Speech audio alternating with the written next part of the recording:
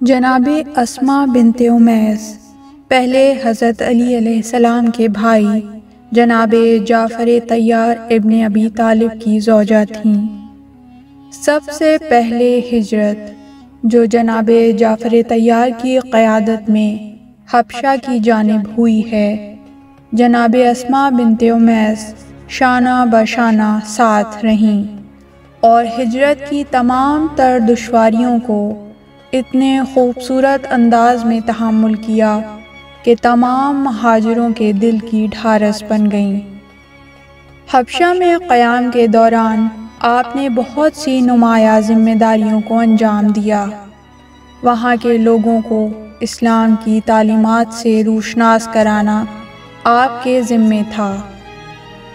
یوں تو جناب اسماء بنت امیس نے جناب جعفر طیار کے ساتھ 7ویں ہجری کو دوبارہ مدینے کی جانب ہجرت کی، لیکن ظاہراً اس سے قبل بھی متعدد بار مدینے آ چکی تھیں، لیکن چونکہ حبشہ میں دیگر مہاجروں کی ذمہ داریاں تھیں، اس لیے دوبارہ حبشہ چلی جاتی تھیں۔ روایات میں ملتا ہے کہ جناب اسماء بنت امیس جناب فاطمہ زہرا سلام اللہ علیہا کی شادی میں شریک تھیں۔ چنانچہ اس موقع پر ایک مرتبہ رسول خدا صلی اللہ علیہ وآلہ وسلم نے بی بی فاطمہ سلام اللہ علیہا کے مخصوص حجرے سے تمام خواتین کو جانے کا حکم دیا۔ سب چلی گئیں مگر جناب اسماء بنت امیس نہیں گئیں۔ رسول اللہ صلی اللہ علیہ وآلہ وسلم نے رکنے کا سبب دریافت کیا تو جناب اسماء نے کہا کہ حضرت خدیجہ سلام اللہ علیہا کی وفات کے وقت میں ان کے پاس تھی۔ اس وقت وہ اپنی بچی کے لیے گریہ کر رہی تھیں کہ شادی کے وقت ایک لڑکی کو ماں کی بہت ضرورت ہوتی ہے۔ اس وقت میں نے ڈھارس دیتے ہوئے کہا تھا کہ میں وعدہ کرتی ہوں اگر میں زندہ رہی تو اس موقع پر ضرور فاطمہ کے ساتھ رہوں گی۔ رسول اللہ صلی اللہ علیہ وآلہ وسلم یہ سن کر گریہ کرنے لگے۔ جناب اسماء بنت امیس اس کے علاوہ بھی جناب فاطمہ الزہرا سلام اللہ علیہا کی خدمت کے لیے مدینے آتی رہی ہیں۔ خود فرماتی ہیں کہ میں جناب فاطمہ الزہرا سلام اللہ علیہا کے تمام بچوں کی ولادت کے وقت ان کے پاس رہی ہوں۔ آپ حالانکہ عمر اور رشتے میں جناب فاطمہ سلام اللہ علیہا سے بڑی تھیں اور جناب فاطمہ سلام اللہ علیہا بھی آپ کو ماں کہہ کر مخاطب کیا کرتی تھیں، مگر جناب اسماء بنت امیس اپنے آپ کو جناب فاطمہ الزہرا سلام اللہ علیہا کی کنیز کہلا کر ناز کیا کرتی تھیں۔ آپ نے جناب جعفر طیار کے ساتھ 7ویں ہجری کو حبشہ ترک کر کے ہمیشہ کے لیے مدینے کی جانب ہجرت کی۔ اس موقع پر کچھ طعنہ دینے والوں نے آپ کی دل آزاری کی کہ مدینے ہجرت کرنے میں اور رسول کے ہمراہ رہنے میں ہم تم سے افضل ہیں۔ اس وقت آپ نے جو جواب دیا وہ اسلامی معیار بھی ہے کہ محض ساتھ رہنا اہم نہیں بلکہ ساتھ دینا زیادہ اہم ہے۔ دل قریب ہونا چاہیے، بدن چاہے دور ہی کیوں نہ ہو۔ آپ نے حبشہ میں سختیوں اور دشواریوں کا ذکر کرتے ہوئے طعنہ دینے والوں کی شکایت رسول اللہ صلی اللہ علیہ وآلہ وسلم سے کی۔ پیغمبر اکرم نے فرمایا کہ اس طرح کا طعنہ دینے والے آپ لوگوں سے افضل نہیں اور وہ لوگ آپ سے زیادہ مجھ سے قریب نہیں، بلکہ آپ کو تو 2 ہجرتوں کا شرف نصیب ہوا ہے۔ اسی طرح آپ نے خواتین کی زحمتوں کا ذکر کرتے ہوئے قرآن میں ان کے تذکرے کے سلسلے میں دریافت کیا ابھی اسماء بنت امیس کا سوال پورا بھی نہیں ہوا تھا کہ سورہ احزاب کی 35ویں آیت نازل ہوئی، جس میں خواتین کی 10 نمایاں صفات کا ذکر کیا گیا۔ 8ویں ہجری جنگ موطا میں جناب جعفر طیار کی شہادت ہو گئی۔ اس کے بعد سفر حجۃ الوداع کے دوران آپ ابو بکر کے عقد میں آ گئیں۔ اب یہ سوال کہ ایسا کیوں ہوا، کیوں اسماء بنت امیس جیسی عظیم خاتون ابو بکر کی زوجیت میں آئیں، کیوں حضرت علی علیہ السلام نے مخالفت نہیں کی؟ تو اس کی کئی وجوہات ہیں۔ کچھ تو اس امر کے پیچھے پوشیدہ مصلحتیں ہیں، اور دوسری طرف عرب کا معاشی اور معاشرتی نظام ہے کہ جہاں ایک عورت کے لیے آج کے دور میں بھی تنہا رہنا ممکن نہیں ہے، لہٰذا اپنی بقا کے لیے شادی کرنا انتہائی ضروری ہوتا ہے۔ پھر یہ کہ شادی سے کسی کے کردار پر فرق نہیں پڑتا۔ فرعون کی بیوی مومنہ اور صالحہ ہو سکتی ہے، اسی طرح حضرت نوح جیسے اولو العزم پیغمبر کی بیوی بھی غیر صالحہ ہو سکتی ہے۔ شاید اس مقام میں رہتے ہوئے قدرت کو جناب اسماء بنت امیس کے ذریعے بہت سے اہم اور خطیر کام لینا مقصود ہوں، جو کام شاید دوسری کمزور شخصیت نہ کر سکے۔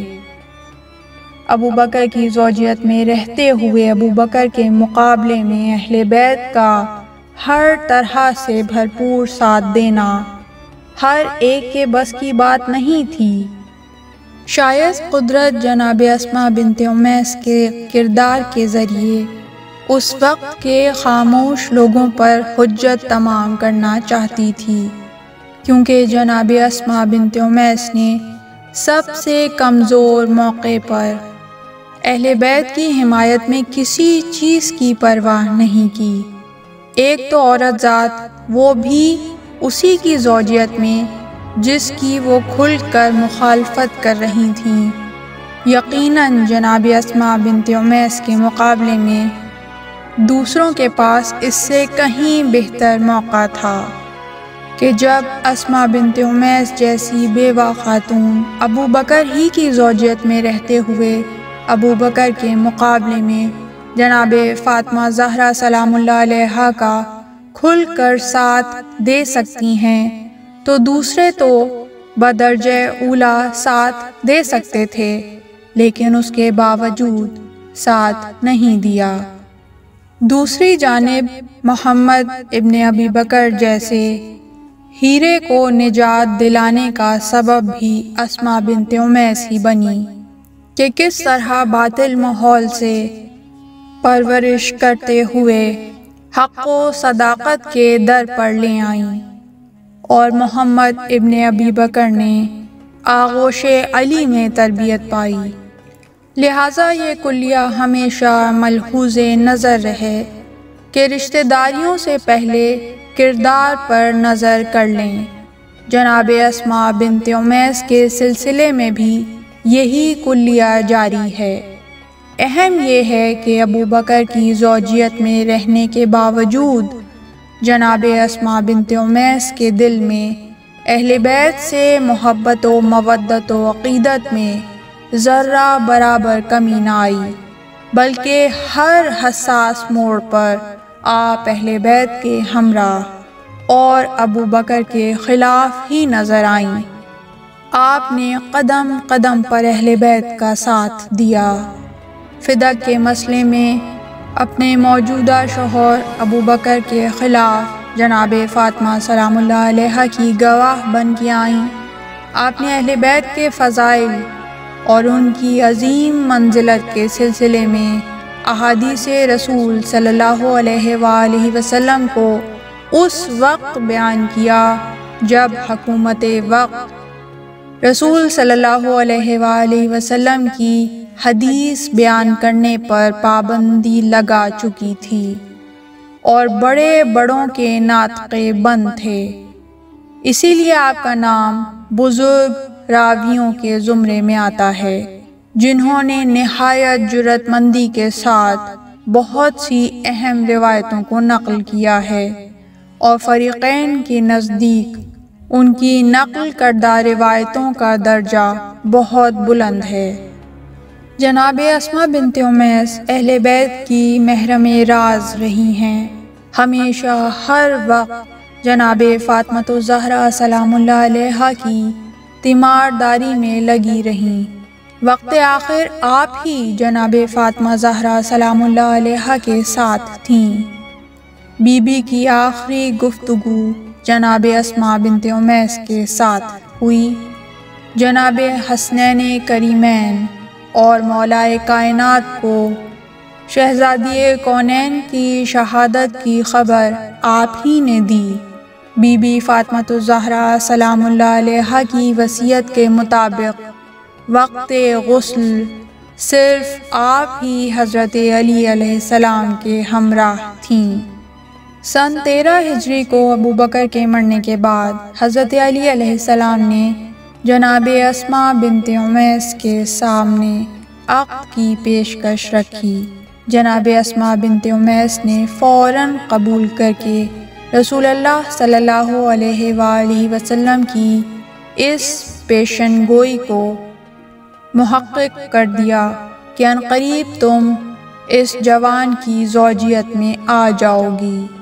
جناب اسماء بنت امیس ایک مختصر مدت کے بعد کچھ کارہائے نمایاں انجام دینے کے بعد محمد ابن ابی بکر کو لے کر حضرت علی علیہ السلام کے گھر میں آ گئیں۔ وہ محمد جن کے بارے میں حضرت علی علیہ السلام فرماتے تھے کہ محمد میرا بیٹا ہے۔ اس طرح آخرکار جناب اسماء بنت امیس دوبارہ اپنے ہی گھر میں آ گئیں، کیونکہ آپ ابتدا سے ہی اسی آنگن ابو طالب کی بہو تھیں۔ حضرت علی علیہ السلام سے اسماء بنت امیس کے ہاں 2 بیٹے یحییٰ اور عون کی ولادت ہوئی۔ یحییٰ نے بچپن میں ہی وفات پائی، جبکہ عون ابن علی کربلا میں شہید ہوئے۔ 38 ہجری میں محمد ابن ابی بکر بمقام مصر شہید کر دیے گئے۔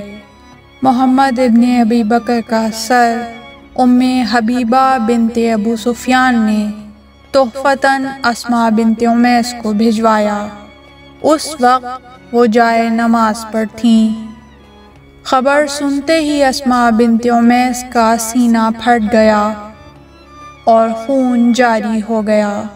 جوان فرزند کی موت اور جوان فرزند کے سر کو طشت میں دیکھ کر برداشت نہیں کر پائیں اور خالق حقیقی سے جا ملیں۔ انا للہ و انا الیہ راجعون، الا لعنت اللہ علی القوم الظالمین۔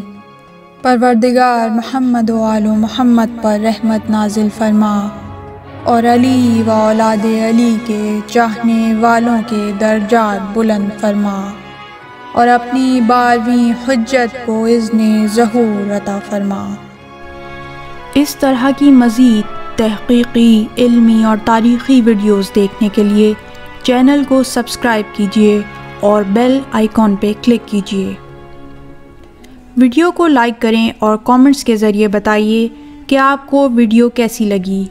اگلی ویڈیو تک کے لیے خدا نگہدار۔